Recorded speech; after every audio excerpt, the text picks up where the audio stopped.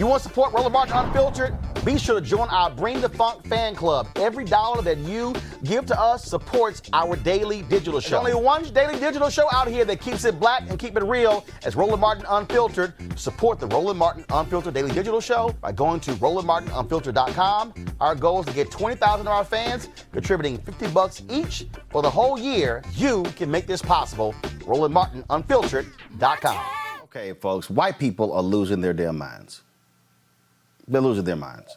Y'all see all these dumbasses running around these states, sitting here protesting, pulling their guns out, Confederate flag, talking about we need to get back, open these states, damn it. I don't know what's wrong with these people, as if we do not have a major pandemic that's actually going on. Now, joining me right now to talk about his latest article for Medium.com, Pandemicking While White, is anti-racism educator Tim Wise. Tim, glad to have you on Roland Martin Unfiltered.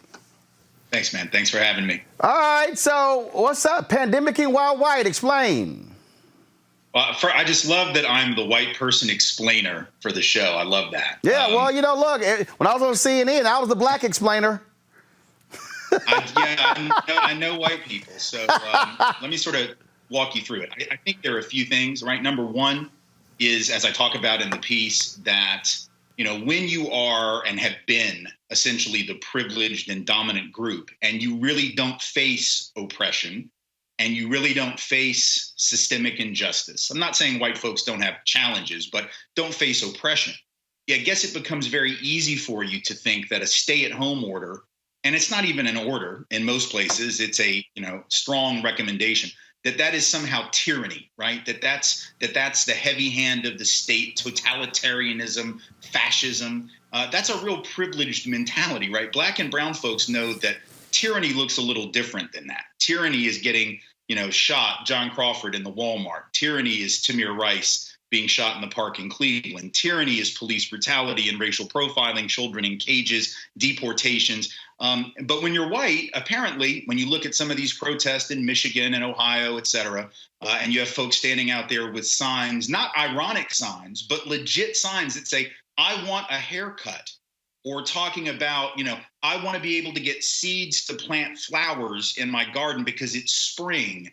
And Governor Whitmer is making where I can't do that. If you think that that's oppression, right, your life is awfully sweet. So it's a very interesting insight into the way privilege functions, even in the midst of a pandemic, when millions of white folks are getting sick and thousands have died, but we still have the privilege of thinking that this lockdown, which is about protecting lives, is tyranny. So you had Stephen Moore, the economist and Trump ally, who said that these protesters are the modern day Rosa Parks, right? Comparing in fact, protesting tyranny to protesting orders to try to keep people alive. It's fascinating. In fact, I'm trying to pull that up right now because, first of all, we know how much of a joke Stephen Miller is. And so let me go ahead and see if I can pull this up. Folks, go to my iPad, please. So what Tim is talking about, Stephen Moore, economist, he gave numerous interviews last week, and this is what he had to say. You know, we're going to see a lot more of those. In Ohio, we saw more protests today. I'm working with a group in Wisconsin that wants to do a drive-in. So, you know, you remember the old sit-ins, but this is going to be a drive-in. They're going to shut down the Capitol. Shh, don't tell anybody. But they think they can get 1,500 people to come in. And this is great. You guys will. So we have one big donor in Wisconsin. I'm not going to mention his name. And I told him about this. He said, Steve, I promise I will pay the bail and legal fees for anyone who gets arrested. So this is a great time, gentlemen and ladies, for civil disobedience. We need to be the Rosa Parks here and protest against these government injustices. I've asked. I mean, Tim, really? We need to be like Rosa Parks? Really? Well, it's like I said in the piece, you know, it's very hard to top that. But the Whiteness Olympics, look, they never get canceled, Roland. It's not like the Olympics 2020. The Whiteness Olympics are always going, and there's always competition for gold. And so about a day or two after that interview that Stephen Moore gave, there was a state lawmaker in Idaho, who I mentioned in the piece, who is from, like, she's a Republican from Uzbekistan, clearly Idaho, that portion of the state. And she made the comment that, when you say certain jobs are non-essential, that's just like Nazi Germany. When they said people were non-essential, they put them on trains, as if those of us who want to shelter in place are advocating that we take, all the people in the vape shops and the Pilates studios and send them to Auschwitz. I mean, it's just such an incredible lack of perspective, which again speaks to the relatively privileged position that white folks are coming from. It's the same as the Tea Party stuff. These were folks, a lot of them the same people, who a decade ago were protesting affordable health care because they didn't want to get health care from the black guy, and they didn't want to get health care if they were going to be on the same program that some black folks might be on. So they would rather die. And they made that rather clear. And and at that time, if you'll recall, what's fascinating, they were out there saying, well, we're against Obamacare because they're going to let old people die because it'll be too costly to keep them alive. But they're now saying that we need to let old people die so we can get the economy back up. So, I mean, as I said in the piece, America is on some white stuff. I didn't say stuff in the piece, but America is on some white stuff, and it's deadly. Remember, Tim, my show's called Unfiltered. We're good. Oh, we're on some white shit then. We're on some white shit, and these protests are a good example of the dangers of whiteness, not just to people of color, which folks of color know. I'm talking about the dangers of whiteness to these white people. You got a guy in Ohio that was one of the main guys talking about this is all a hoax, it's all BS, Governor DeWine, all these people are overreacting, and he died. Right, his ass he's dead. Not the only one. One of the first guys, preacher, I think it was in Wyoming, his ass dead. There was a fool in Louisiana, Shreveport, his ass dead. And I'm sitting there going, y'all, matter of fact, it was. I love there was a person. In fact, there was some white woman.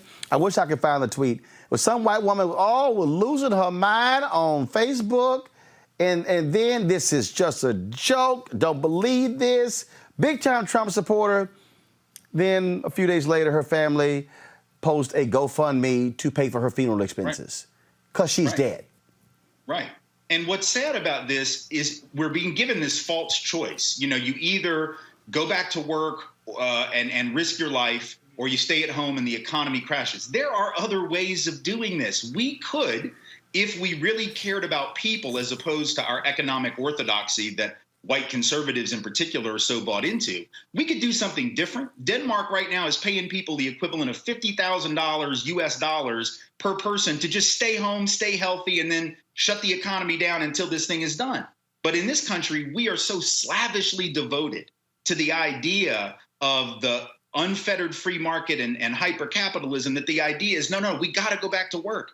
We got to go back to work. And there is another alternative here that we're just not wanting to investigate. And the people who are running this thing clearly, are more and willing to embrace a eugenic mentality that says certain people are disposable. The rally here in Tennessee, where I live, yesterday or 2 days ago, there's a woman with a sign that says, "Sacrifice the weak, reopen Tennessee."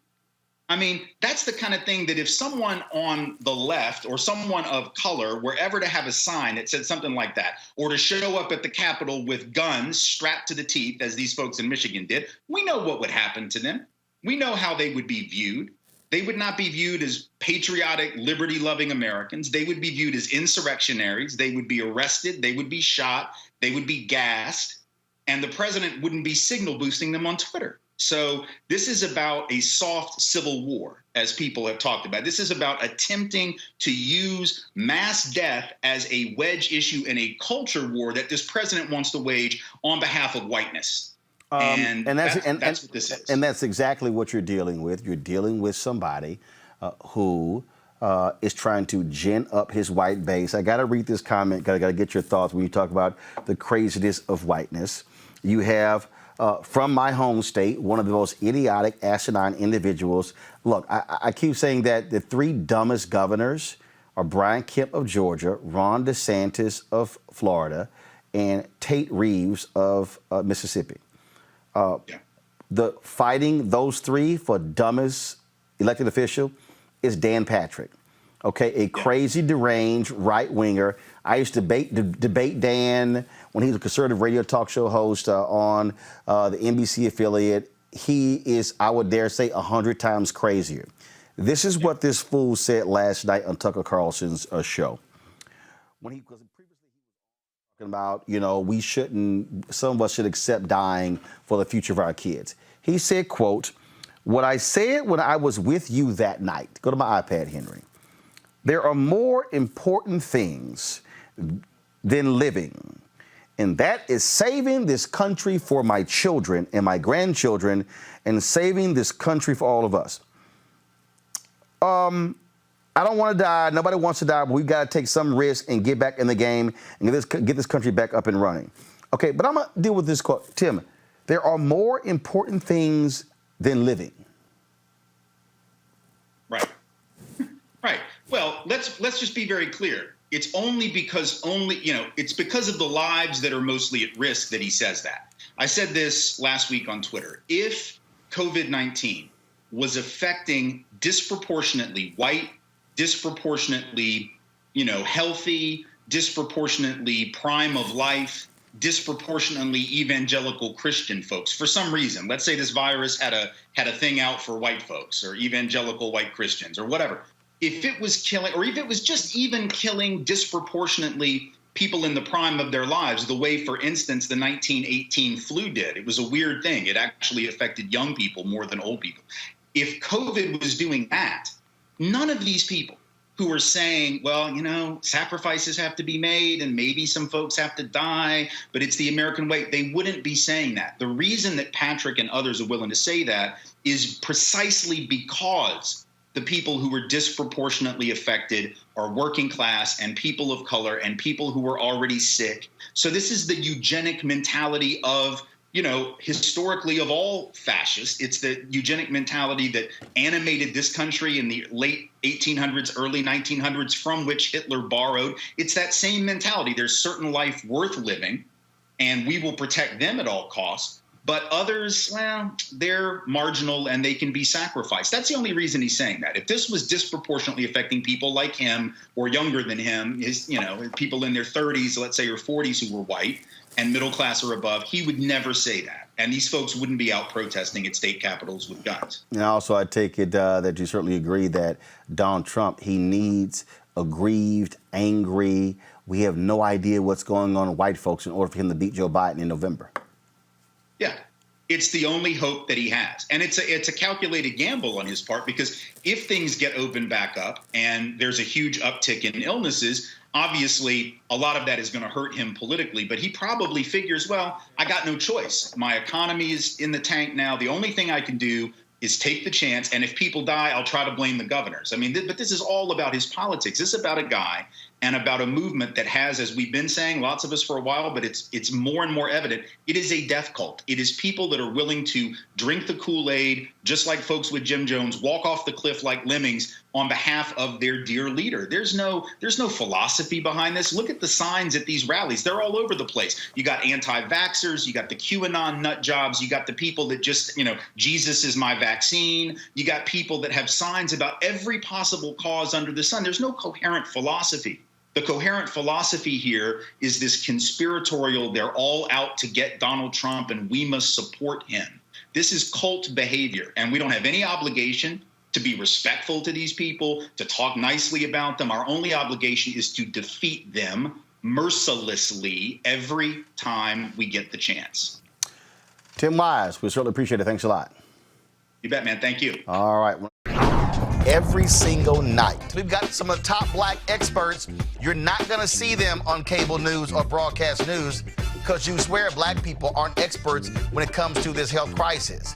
That's why we have this show and why we do what we do every day on Roland Martin Unfiltered. Joining us right now is retired General Russell Honore, the nation's first black Surgeon General, Dr. Joycelyn Elders. John Hope Bryant, he's the founder of Operation Hope. Senator Kamala Harris of California, Dr. Sadrina Calder, retired General Lloyd Austin, Congresswoman Karen Bass, Commissioner Omari Hardick, Bureau President in Brooklyn, Eric Adams, Dr. Joseph Graves, America's Wealth Coach, Deborah Owens, Dr. Corey Hebert, Patal Saul, Howard University student, Pastor Jamal Bryant, Dr. Christy McDowell, Benja Ajilore, senior economist at the Center for American Progress, Gilda Daniels, again, author of the book, The Crisis of Voter Suppression, in America. 4 stars, General Kip Ward. Dr. Oliver Brooks is president of the National Medical Association, president of the American Medical Association, Dr. Patrice Harris. Joby Benjamin, Dr. Alexia Gaffney, infectious disease specialist. Dr. Georges Benjamin, executive director of the American Public Health Association. Malcolm Nance, family medicine physician, Dr. Jen Caudle. Dr. Tashaka Cunningham, a molecular biologist. Kat Stafford, she's a national race and ethnicity reporter for the Associated Press. Dr. Wayne A.I. Frederick, who is the president of Howard University. Congresswoman Yvette Clarke from the state of New York. William Spriggs, AFL-CIO economist. Andrea James, executive director of the National Council for Incarcerated and Formerly Incarcerated Women and Girls. All right, let's go to Capitol Hill. Congressman Gregory Meeks, Congresswoman Eddie Bernice Johnson of Texas, Congresswoman Barbara Lee, Minnesota Senator Amy Klobuchar, mental health clinician Jamie Singletary, Prince George's County State's Attorney Aisha Brayboy, as well as Dylan Hayrie, ACLU Justice Division strategist. Dr. Cindy Duke, she is a virologist. Principal Steve Perry of Capitol Prep. Health and wellness specialist Dr. Yolandra Hancock. Desmond Meade, president of the Florida Rights Restoration Coalition. Cliff Albright, who is the co-founder of Black Voters Matter. Michael Harriet with The Root. Lamina McWhorter, founder of Love by the Hand. Dr. Julianne Malvo, economist, president, Emerita Bennett College. Coroner Michael Fowler is the mayor of Atlanta. Keisha Lance Bottoms, mental health therapist Suzette Clark. Justin Gibney, attorney and political strategist, and Bishop Vincent Matthews Jr. Dr. Suzette McKinney, CEO and executive director of the Illinois Medical District. Dr. Leon McDougall, president-elect of the National Medical Association. Jana Bailey, mayor of Moss Point, Mississippi. Mario King. We're going to keep driving this thing to make sure our people are fully aware, safe, protected from coronavirus. You're getting the top medical experts, the top business experts, top political experts, top religious experts, because that's why we do what we do. Unapologetically and unfiltered.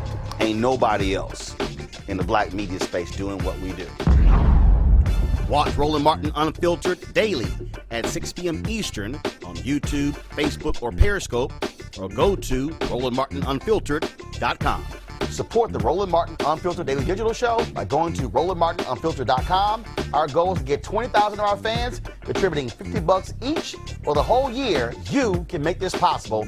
RolandMartinUnfiltered.com.